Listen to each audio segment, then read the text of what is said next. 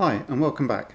So here we got the processor ticking away. We've built the addition circuit in the ALU over here, and now it's time to see if we can get it hooked in properly and actually write some instructions to add some numbers together. So we added the 541 chip up here for driving the ALU output onto the bus. We didn't actually test that last video, so if we clock this forward till nothing is asserting onto the bus, that's because this instruction is doing a constant load, so that comes directly from the memory bus. So if I bring this line low, that should be asserted onto the bus. So that's working. Now we need to bring that over to our bus control. So I've made up a long cable. Now at some point I need to do some planning for exactly what IDs each device will have. But for now I think I'm going to call this 8. So that's actually the 9th line because all of these are 0 based. Now these 4 control lines, which we're currently just directly setting, control which numbers get, or which registers get output into the ALU. So we're going to take those hard wires out, and we're going to be dispatching ALU ops from pipeline stage 1. So we need to just plug that in there. What I would say is this constant load line we've had in bit position 0, the first bit in the control output, but I actually would like the first 4 to be the ALU options, so I'm going to poke those in there. So we will need to update the control logic to reflect that change. And the other thing I've mentioned before is when we run the code at the moment, when we're not loading, or we're not loading anything off the main bus, this bottom LED flashes, and I'd like it to not do that, because when we don't output any control lines, it's a 0 going out. So I would like to switch that to a different default value. I'm going to choose device ID 15 on that, which is going to be 1111 in our 4-bit output. Okay, so this is the definition file for our instruction set. We need to add some ALU operations. We've just got the add at the moment, but we're just going to call that add. Now, we have this choice with the 4 registers between 12 and 16 variants, depending on whether or not we see it as useful to have any given register as both operands on the opcode. Now in this case we know that adding a register to itself is going to double the value, and we don't have any shifting capability. There is a reason why we might want it even when we've got shifts, but I think I'll discuss that later. But for now we'll put in all 16 permutations, and I'm going to start these off at 128, so 80 in hexadecimal, just to keep the general manipulation instructions moving, and our flow control when we add that, keep them away from ALU, because I'd estimate it's going to be about half and half. So let's have the 4 permutations of moving A into something. Let's do it the other way. And then we've got 4 permutations of the destination. So we need to assign these to unique opcode IDs. Okay, that's good. Now something that's quite interesting here is the 16 different permutations of input here are sequentially in order, so we could potentially do something clever with the bits of the opcode and the bits of the control output. Of course, many processors have deliberately assigned areas of their opcode relate to different source and destination registers, so that they actually have some direct logic that transfers those lines to bus control. We're not doing that. We can do whatever arbitrary assignment we want. Okay, so I need to run that, and then the header file will update. So there's our new add opcodes.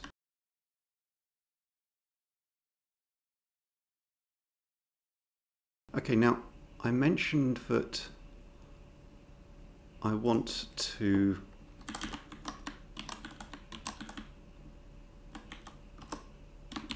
assert nothing to the bus. I can't type today. I want to assert nothing to the bus when we don't need anything, and I want to shift that neutral up to the top bit. So let's create this new define.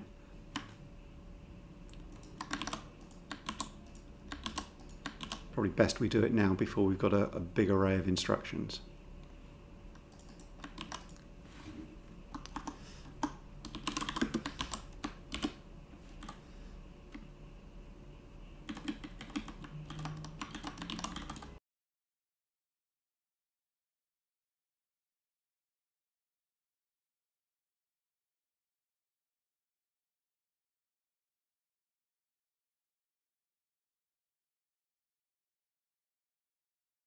Okay, so we need to reassign the constant load.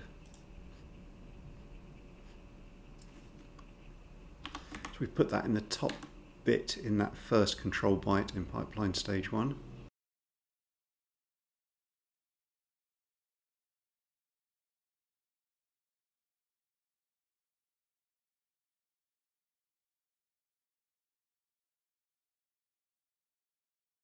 And since this is 2 bits, we need to increase our shift up by 2. That's good. That's all the new controls we need.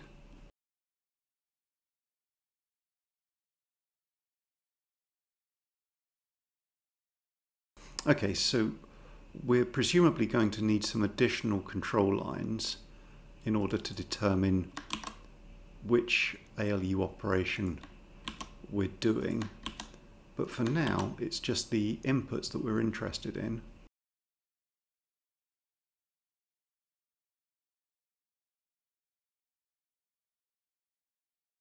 Here's a thought. We've already said how our outputs are, our left hand side input is normally going to be our output, so let's actually create some additional defines that do that. So what we were going to do down here is say we want control LHSA, and that's going to set A in pipeline stage 1 as the left hand side input to the ALU. So we would just need to follow this pattern down.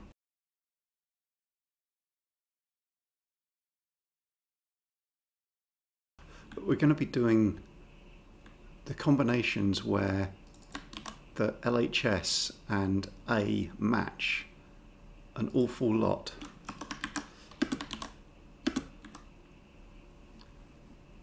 So we'd put A down everywhere where we're selecting LHSA main bus load, B everywhere where we're putting LHSB, etc. So if we create some specific values that encode that, we can make our life easier.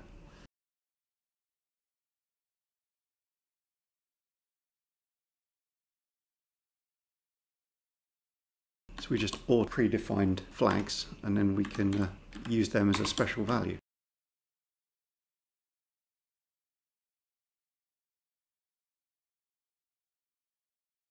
So we still need to OR in the appropriate value for selecting right hand side parameter.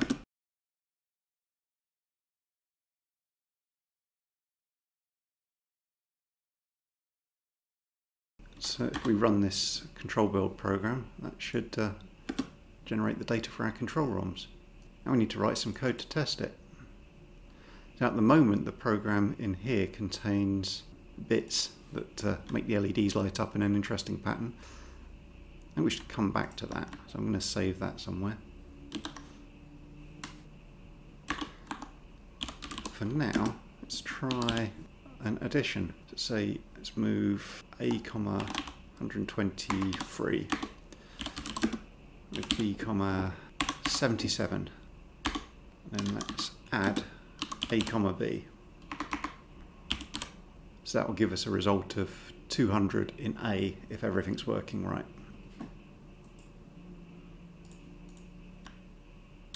So including the NOP we're deliberately leaving at the start. That's a 6-byte total instructions. Okay, so let's blow those onto the ROMs.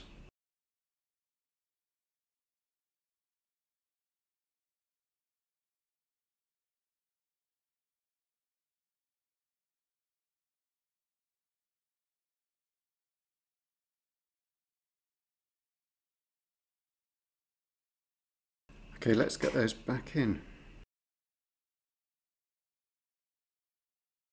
Okay, so I'm going to set the reset line high and clock it a few times just to clear everything out. Now we did move the location of the constant load, so let's confirm that works. So this should be a constant load into A.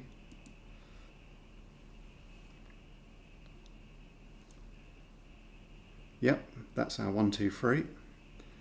So then we're going to see a NOP come in because it can't read from the bus while it's loading this constant in. So now we've got a constant load into B.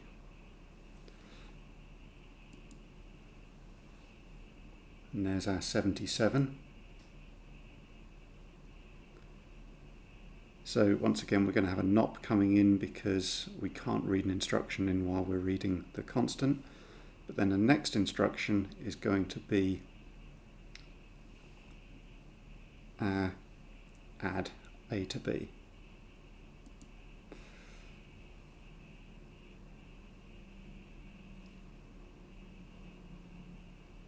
Okay, so there it is. So now we're going to clock it into pipeline stage 1 where it will dispatch into the ALU. But we shouldn't see the output change until we clock it again because of these latch chips.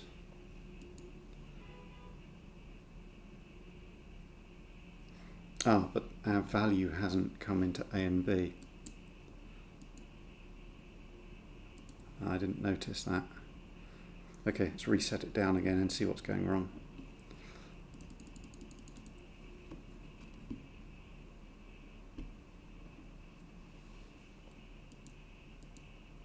So there's our constant load of 1, 2, 3.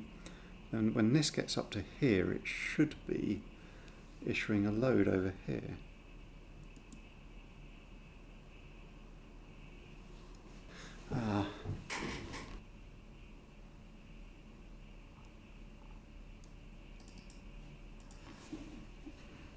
We made a terrible mistake there. I added the assert null onto these instructions. They shouldn't be because there was already, we were telling it to assert the constant onto a bus. So actually the only place at the moment where I need that assert null is actually on the NOP.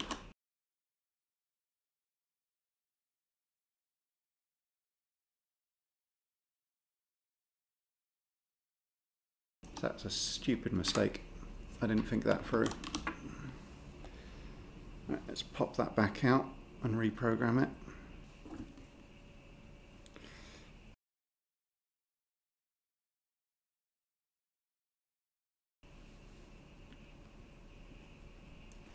Alright, let's try that again.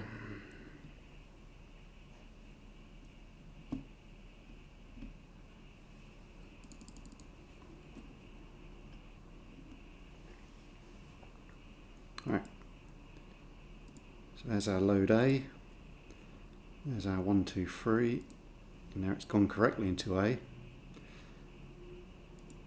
So, there's our load B into B.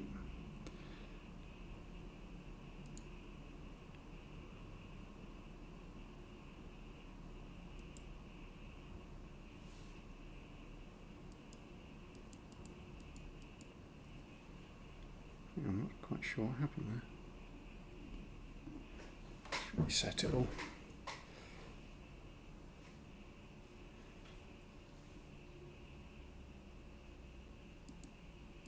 Okay, constant load for A, that's the value that's already in there. Constant load for B, that's going in.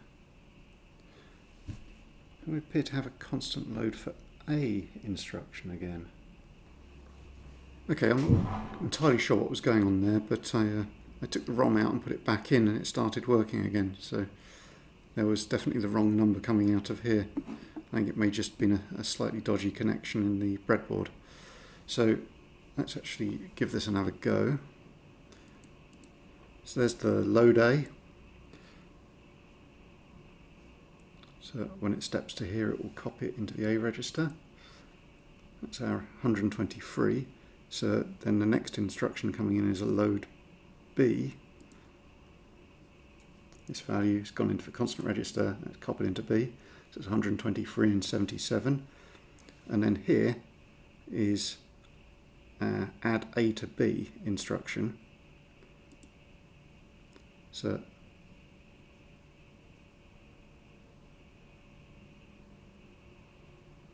okay. So we appear to have all the bits set over here, which is not what I was expecting.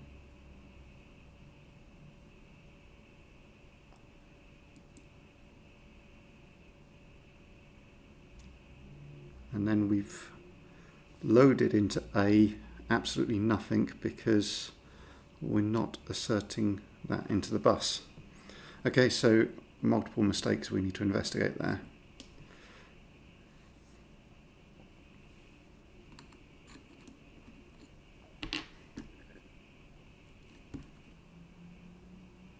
Okay, so that's simple. We haven't assigned an assert control for the ALU.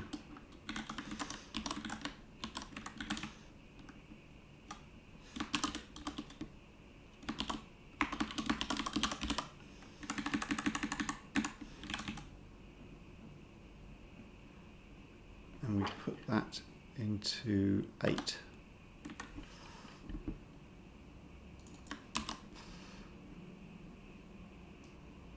I see we can save ourselves a lot of time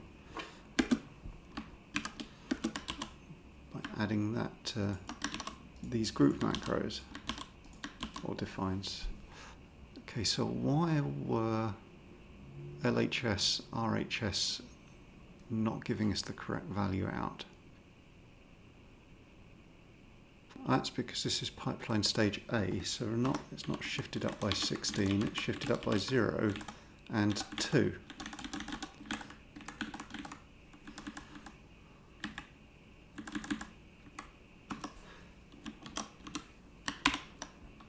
Let's rebuild that, reflash the ROMs.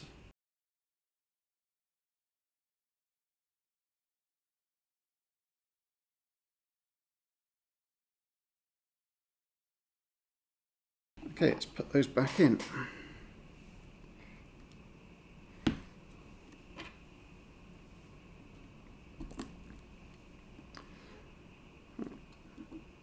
Let's reset.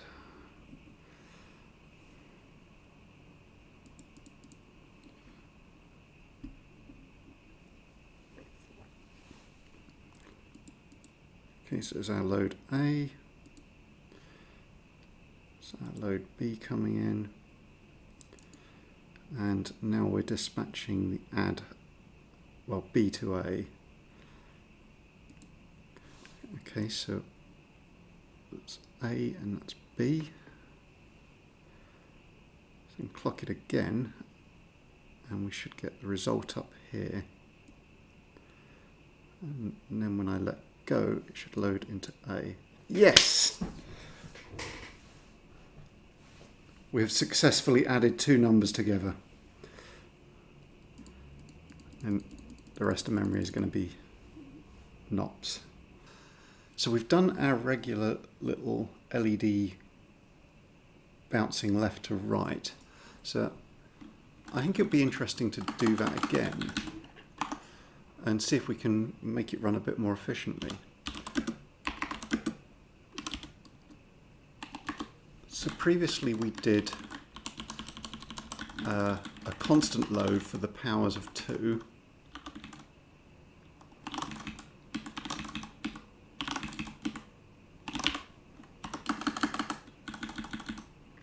And then we reversed it. And then we did the exact opposite in B.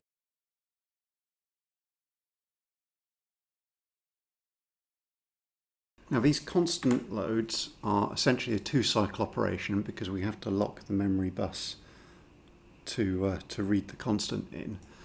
But of course in A here we're doubling it, so we could replace every situation where that's true with an add A comma A.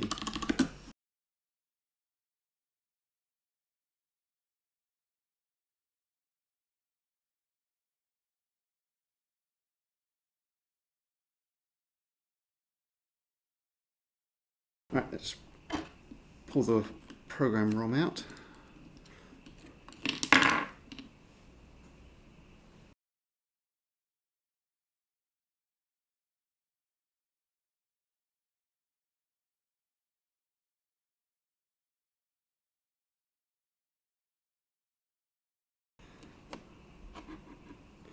When we come back and do a proper memory system, I'll have to sort some more interesting wires out there, because I think we're probably going to end up changing this more than these ones, and this just gets in the way. So let's give this a try. So that's load A, comma 1. I'm not actually going to change anything because it was already 1 for some reason. And we should be doing a load B of 128. But now the next instruction should be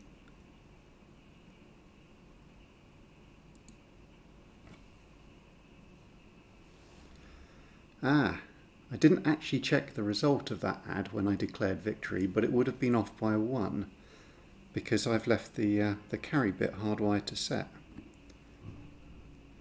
So we've actually got the wrong value happening there.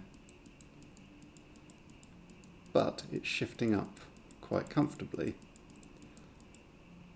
So then that should override with a constant load of 64,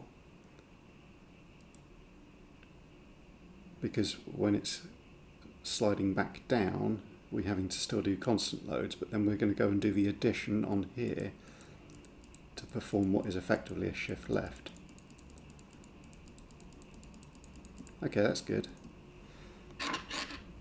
Now what's happening here visually looks to be more or less the same as what we were doing before, but this is happening around about 25% faster because we haven't got so many NOPs being injected in. We're only doing one constant load for each iteration. So now that's really good. That's I'm pretty sure that's all working as intended.